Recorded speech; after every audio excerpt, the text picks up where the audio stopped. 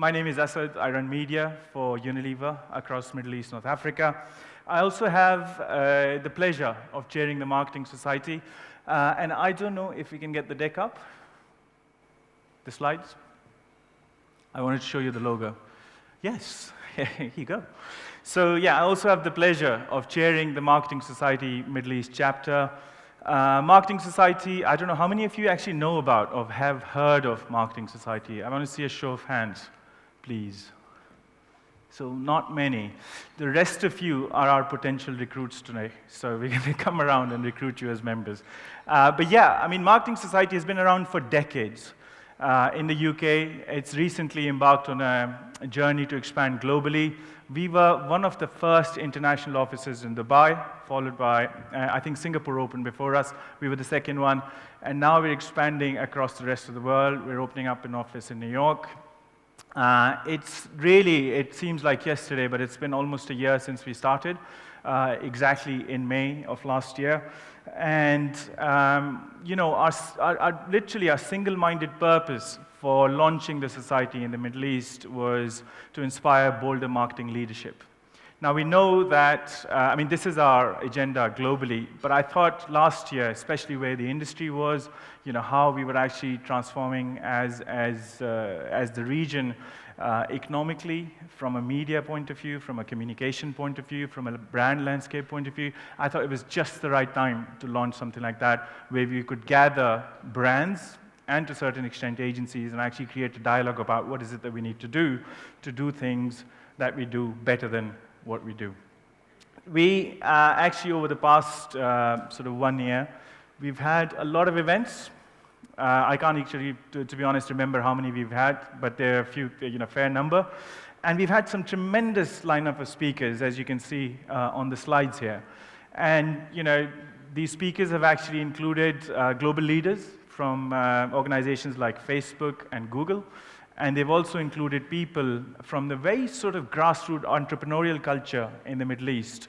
You know, and we've covered topics like big data, we've covered topics like digital transformation, and we've covered topics, you know, in a recent discussion with Matt Britton of Google, we even talked about some sensitive subjects of brand safety and media transparency, etc. So, what are we here to do? I'm not going to be the only one on stage today, thank God. I don't like speaking as much as you think I do. I have 3 people joining me on stage. Incidentally, they're also the board members. We have Daniel Taylor from Do. We have Khalid Ismail from Tetra Pak. And we have Maria from Vox Cinemas. Can I please invite you to the stage?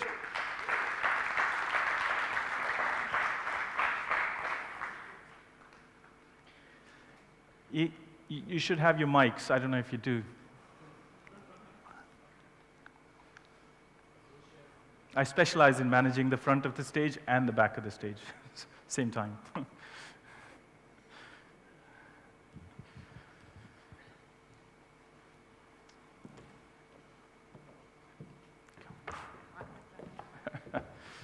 Come on in, come on in. So before I actually start asking these people some questions, I just actually wanted to introduce the subject for today. Can we have the slide up, please, if you don't mind? Yes, 3 beautiful speakers. So the subject that you have, as you would have probably seen in the agenda, brave brands, 3 advertisers, and 3 issues. And actually, Jeremy, in one of the sessions before lunch, actually very rightly introduced our session saying, we're going to hear from 3 brands and find out what's pissing them off. Actually, you know, we're clients. Everything pisses us off. We're generally cranky by the nature of the business that we're in. But yeah, I mean, the subject, first of all, beginning with brave brands, what does it really mean? I mean, I think bravery actually manifests in what a brand does in the marketplace. It also manifests in what a marketer does in the marketplace to get to that expression that the brand has in the marketplace. So it deals with a lot of issues that happen in the boardroom and deals with a lot of issues that happen in the marketplace. Now, the great thing about bravery, which is the right thing about bravery, as the brands don't always get it right. as you can see, some of the examples on the screen, these are actually brands trying to play and ride the wave of whatever's going on in the society, politically, economically, socially, etc. Sometimes they get it right.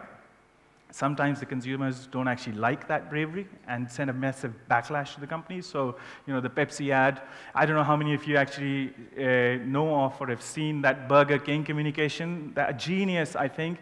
These guys sent a letter to McDonald's asking them to join hands on the World Peace Day and actually launch something called a McWhopper jointly and sell it for one day in both of their outlets. These are brave things. And not always all of the brands get right. But there's the other side of it. Which is basically about what we talk about in our boardrooms and in the industry, which makes us brave. So we're going to take a combination of these two approaches and actually talk to these people about what they're facing in terms of day-to-day issues, and let's see some of the questions. So, by the way, going back to Jeremy's point, and I'm going to sit down if you don't mind, going back to Jeremy's point on what's pissing us off, we're clients, agencies piss us off, media pisses us off, and believe it or not, sometimes we are also capable of pissing ourselves off. So I'm going to tackle these three areas. So to begin with, Khalid, if I can ask you a question. Do you... No, I'm going to begin with you, and then obviously, is your mic okay? Yes. Excellent. So Khalid, in the world of agencies, what we're seeing is there's greater amount of specialization, and sometimes it feels like it's specialization for the heck of it. And there's too much fragmentation as a result of it. Do you think it's justified, or do you think it's just a way of adding a layer of additional services and hence profit on part of the agencies? Yeah, this is obviously a question that's on a lot of people's minds. Just before I start, how many agencies do we have in the room? Okay, so again, if you have tomatoes, do not throw them. I come from the agency world, so if I'm going to be slacking, the agency world I'm slacking myself, because that's where I started some couple of decades ago. And let me ask the next question is, how many people are from artificial intelligence agency? Okay, we have one in the back.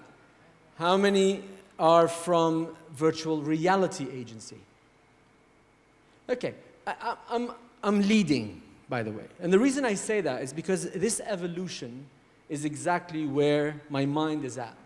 I went back to the 1800s to find out where does this agency world started.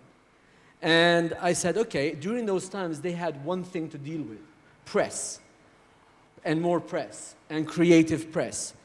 Then we went into the 20th century, and 1920s was radio, which has nothing to do with the press agency world. So they had to acquire new knowledge. Then it went into the 1950s and 60s when black and white television started. And that's when the TV world started. So, and then of course the 90s when the internet started before all the social media now. And the reflection is, if I have the need for what's happening in the agency world today, it's an evolution. Because if I was sitting in 1920s trying to do something with social media, people would probably not even think I'm on the same planet. So whilst it is frustrating, and a lot of agencies come to us saying, look, I'm also in this, and I'm also in that. There's nothing wrong with it. The question is, are you good at it? I remember, and I'll just stop here after a recent interaction with an agency from a neighboring country. They deal with PR. They knew that we were going into social media in a big way. He called me up and he said, why are you looking at other agencies? We just hired a social media person. I said, and? So the point is, don't pretend to be something you're not. And that's where the challenge is. Whilst not slacking ourselves as an industry, it's an evolution. And I don't want to put it down too much. It's an evolution. And in 10 years' time, the two questions that I asked before, the whole room will be in virtual reality and artificial intelligence. That's my answer to you. It's a very good point. Just on that, while we go through this evolution, and I'm going to ask Dan this question, and Dan, you're sort of one of the sort of biggest advertisers in the region, and you deal with obviously the basic challenge of fragmentation of media and expertise. Do you think it's led to higher costs of doing business? That's an interesting discussion. I'm going to flip that a little bit and say, I'm also ex-agency, so don't start thinking there's a bunch of clients up here that don't understand both sides of the coin. I also used to work in business development in agencies, so I also know some of the tricks of the trade, but at the same time, I don't expect everybody to be doing that. What we have seen, which has been really concerning, is if you're a dumb client, you get dumb services. Now, we spend a lot of time and effort trying to be smarter in the way we spend money, trying to get more effectiveness, and we're a telco, we measure everything. We measure the things we probably have never told you we measure, and we do that for a lot of reasons. I mean, we measure, your data usage, volume, so that we can make sure you're connected to the right things at the right time to make sure you get that connection. That's imperative to our business, that our network works wherever you are and wherever you need to be. And yes, we sometimes have problems with that, following the March 19th incident. But we also measure how effective and how well our campaigns work and how that translates into sales and how it translates into, acquisition, and even sometimes how it just translates into peaks and troughs in usage. So, we will be looking soon at a campaign focused around talking about the fact that we have a network and we invest in it, and it's core to our business, because at the moment we don't have a great network perception. And the problem is we know our network's not as bad as people think it is. But to the point, having digressed massively, it's about understanding what it is that you're buying. If you don't know what you're buying, how can you get value for money and great services? At the same time, you have to avoid the trap of telling your partners what to do. You spend all of this money hiring great media agencies, great creative agencies, great social media agencies. We work with brand consultants and social media consultants. We even work with consultants who are now getting into the media space and the creative space and the digital space. I mean, we work with, I think, Christian's in the room somewhere. We work with IBM iX on our user experience and user interface design. But we also work with some very traditional companies like, Leo Burnett and part of the Publicis Group and Starcom. But you have to work with partners to get what you need. Otherwise, the relationship just rapidly goes downhill and spirals very negatively into, I don't know what I'm buying, I don't know what I get for my money, I don't trust the people buying it for me, and therefore I'm being ripped off. No, that's a very good point. And I think, I'm going to ask Maria the question. It is at the same time, going through this frustration could be sort of mildly annoying, right? So I know most of us will not have that luxury, and we live in the real world. But Maria, if you could start afresh, would your agency landscape look the same as if you have today? Yeah, it's a good question, Asad. To be honest, I think at Vox Cinemas, where I work, we do quite a few things ourselves. But we also do rely on agencies for a lot of larger projects. And I feel the need of beefing up the internal capabilities, just because I feel like we have so many different layers in our marketing department, from e-commerce to PR and comms to loyalty and brand to sales, you name it. And I feel like there's a lack of, I won't say communication, but I think just connecting all the dots together and being able to have like this one person who can be accountable for owning the briefs and the delivery of the message to the agency and delivering on the same KPIs for the entire team could certainly be improved, at least at our level. And I'm pretty sure a few other people think the same way. We can never do everything ourselves, and I'm a big proponent of hiring agencies when you need them and for the right purpose. Like Khaled said, I think I'd rather have someone specialized in something that they do. They need to be good at it. And again, as we've heard a few speakers say before, you need to build the trust and the accountability. And at the end of the day, we all have targets and KPIs, and we all look at ROI at the end. And if you don't believe that the agency is going to give you what you want, and you're not going to be able to build on that relationship, it'll be a shame to hire them in the first place. And it's a very good point. I think, like you said, at the end of the day, it's also about bringing it all together, and somebody needs to do that job. And I mean, the brands are increasingly feeling that the agency needs to take some sort of responsibility of that too. Absolutely. It's a very good point. So I'm going to The second entity I mentioned that business lines of the media. I'm going to talk about media a little bit, if you don't mind. Ever since the ANA report came out, the subject of media transparency has been huge. And we always sort of shy away from talking about it in public forums. Some of us love talking about it because we have some sort of a business stake in that transparency business. But there was one sort of press article, I wouldn't mention who said that, but that said that Middle East is particularly notorious for its lack of transparency in media. Do you really think that's the case, Khalid? Well, again, it's nothing new. This has been an old age issue with transparency and media. You never really knew in the old days how much does a press ad look priced, because it's always been various, volume discounts here, price, or that price, that price. Coming into the digital age, I don't expect it to change so quickly until we have regulators. And we have to self-regulate ourselves first and find out what the value of these KPIs are for to us. Because one of the problems I find is that some of these KPIs are so fluid. I mean, define engagement. Everybody has his own the definition. The only thing I can tell you guys in this room, and if we close that door pretty tight and keep it closed, the interesting part is people outside of this room don't really understand it. So you can get away with it. My engagement is, or my likes, and when they don't know that there's plenty of click farms all over the place. There's issues in the industry. But when I want to be on social media, and you're looking at some pretty good data, but that data is not really robust because we're questioning it ourselves. Again, part of the evolution that we talked about. So I'm not surprised we are where we are, but we need to start tightening that belt because it's really loose right now. And I know I promised you guys I wouldn't answer my own questions, but I just want to add to that. I don't think Middle East is particularly notorious. I think it's an issue that globally that the media industry is facing. It could be perception, it could be reality, but you're absolutely right. We need regulators, we need people who consider third party and actually look at the value proposition that actually exchanges hands in the industry. Coming to you, Dan, so bringing up the point that Khalid just said about social media data. And I know Do is mostly a sort of a performance advertiser, so I'm not sure how much you sort of delved in the subject. But viewability is a very hot topic in the industry right now.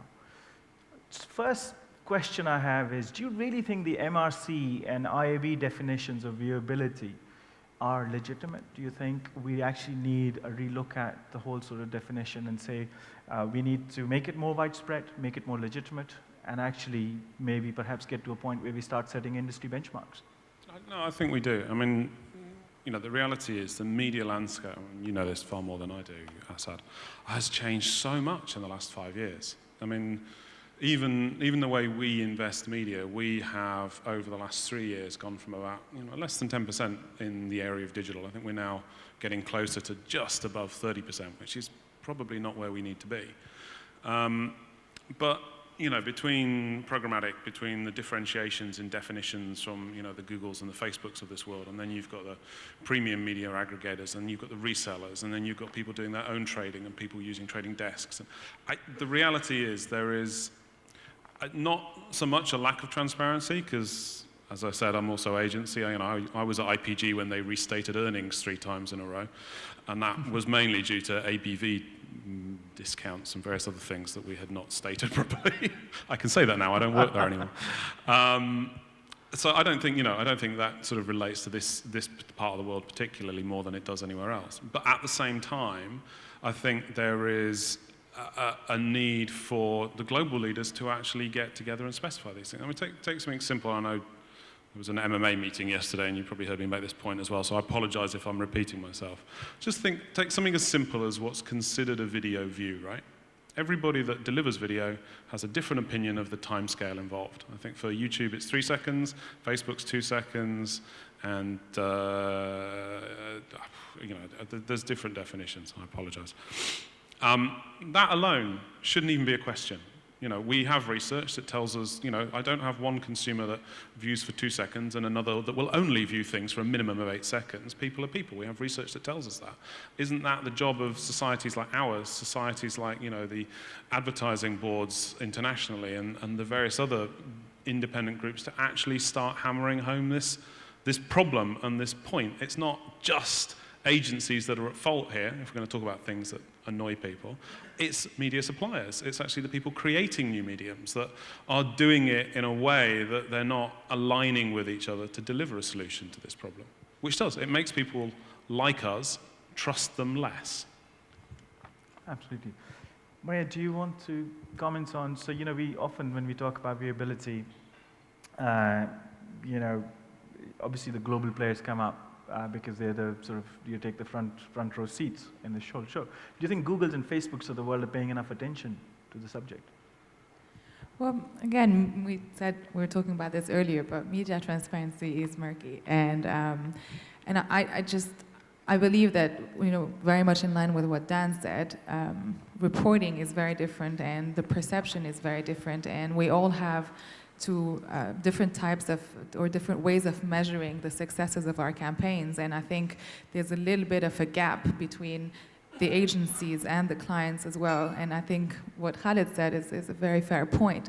We don't always know what's going on, and I don't know if the agencies want us to know what's going on, because at the moment, I'm not able to assess whether my agencies are doing a good job, a great job, a fantastic job, unless, you know, yes, we do go back to ROI all the time, but, you know, the reports come very different from different agencies. So just to give you a quick example, we had 2 PR agencies working on a similar project, and we had 2 completely different reports coming back to us on engagements and influencer engagements, and it just shows you that measurement is just, it's very random, and you never know who to trust or who to go with. Yeah, there's a lies and statistics. Somebody said that. I don't remember who. Well, look at our good friends Ipsos, right? I love Ipsos. We use them for a lot of things, and they're a partner of ours. But if you look at our tracked spend versus what we know we spend, I mean, the discrepancies, I mean, there's always discrepancies in these things, but the discrepancies are highly questionable. And if you then understand the way that people are buying media, the way that people are, you know, aggregating group deals and annualized deals and things like that, it does bring into question whether, you know, how inconsistent is tracking and reporting? How completely disparate is it? And we like to compare ourselves to a Tisla. We like to know what's happening with the other guy. They don't outspend us 9-1. There's no way they're doing that. We know what they spend, we know how they do it. But that's what we have to believe to ourselves, which for some of our internal organization members, who maybe are not as versed in the communications, arts and sciences, get really worried by some of these things. And you try and explain that to them with data that doesn't do anything but support exactly their fears, and that's a nightmare. Let me just add one thing. It's an incident that just happened recently, which tells you the concept of transparency and where it's going. Sorry? You've got 5 seconds, Ken. Okay. Well, then I'll leave it with you then. Okay, now so just one last question, Jeremy, if you don't mind, and then I'll wrap up the session. So, you know, the third person we have to talk about who's pissing us off is us ourselves. You know, we as brands piss ourselves off. Sometimes we were very upset with ourselves. Semi, when we're faced with an economic challenge, most of the times, the kind of industries we work in, our instant response is to downgrade the value proposition, cut the price, cut on the experience, and just make ourselves available at more places and cheaper. Do you think that's always the right strategy? Or do you think that's sort of in line with what I was talking about, brave brands, building great brands, and actually doing more sort of fabulous things for consumers? Maria, do you want to take on that? Yes, absolutely. It's actually the other way around for us in the world of cinema. You know, everyone knows cinema as a traditional entertainment product. 35 dirham ticket, you go to a standard cinema, you get your average popcorn, watch a movie, and you go home. But with Vox Cinemas, we actually took it to the next level. I don't know if any one of you is familiar with Theatre by Rhodes, but we hired a Michelin star chef to come and create the best possible food you can ever have at the cinema, and we wanted to own dinner and a movie. And we went from a 35 dirham price point to 165 dirham price point, excluding food. And our customers are extremely happy to pay for that experience. Adding up all our technology behind our booking flow and our seamless booking on the app and the website, it just created that additional flavor and that additional experience. And based on significant amount of research and our recently launched NPS program, we believe that customers are happy to pay a bit more extra to get a better experience, a better product, and more value. Cool, awesome. Thank you, guys. Thank you very much. So just to sum up, I mean, agencies are not really pissing us off. We're all, as an industry, going through a journey. The media issue, the transparency, lack of viewability data, third-party verification in digital, it's an industry issue that I think we should be brave enough to sit across the table and talk about. As brands, often we're not ourselves brave enough, and we need to be bolder. I think that's how you can actually summarize this session. Before I close, I'll take you back to the purpose of the Marketing Society, to inspire bolder marketing leadership. As I said, we launched a year ago. We have a list of so far about 75 to 78 founding members. We're going to close the founding members list at 100, and then we're going to open it up to institutional and other members. So if you are from a client organization or an agency organization, we generally like to manage a 30 to 70 ratio between a client and an agency, 30% being agency. And if you are interested in finding more about us, get in touch with me. And thank you very much. Thank you very much.